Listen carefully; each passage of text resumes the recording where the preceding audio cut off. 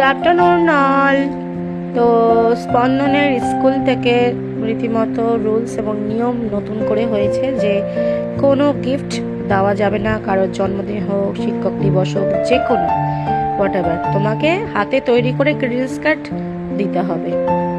তো সেই জন্য আমার ছেলে চেষ্টা করেছে, আমি একটু হালকা ফুলকা মানে হেল্প করেছি, বাকিটাও সব নিজেই করেছে। তো কেমন হয়েছে তোমরা অবশ্যই জানিও।